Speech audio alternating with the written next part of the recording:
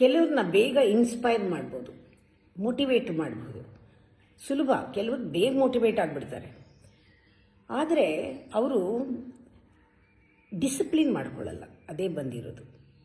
ಬರೀ ಮೋಟಿವೇಶನ್ನು ಇದ್ದರೆ ನಿಮ್ಮ ಪ್ರಯೋಜನ ಆಗಲ್ಲ. ನೀವು ಡಿಸಿಪ್ಲಿನ್ ಮಾಡಿಕೊಂಡ್ರೇ ಆ ಕನ್ಸಿಸ್ಟೆನ್ಸಿ ಬರೋದು.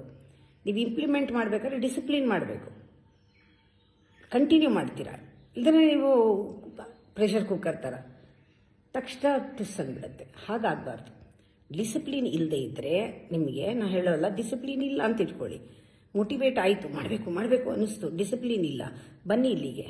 ಇಲ್ಲಿ ಪ್ರತಿದಿನ ನಾವು ಯೋಗ ಮಾಡ್ತೀವಲ್ಲ, ನಮ್ಮ ಜೊತೆ ಸೇರ್ಕೊಳ್ಳಿ, ಡಿಸಿಪ್ಲಿನ್ ಆಗುತ್ತೆ. ನಿಮಗೆ ಡಿಸಿಪ್ಲಿನ್ ಬಂದಿದ್ದರೆ ಬೇರೆಯವ್ರಿಗೆ ಇಲ್ಲದೆ ಇದ್ದರೆ ಅವ್ರಿಗೂ ಇನ್ಸ್ಪೈರ್ ಮಾಡಿ. ಅವ್ರನ್ನ ನೋಡಿ ನೀವು ಕಲಿಬೇಕು, ನಿಮ್ಮನ್ನು ನೋಡಿ ಅವ್ರು ಕಲಿಬೇಕು. ಇದು ಮೋಟಿವೇಶನ್ ಆ್ಯಂಡ್ ಡಿಸಿಪ್ಲಿನ್ ಬೋತ್.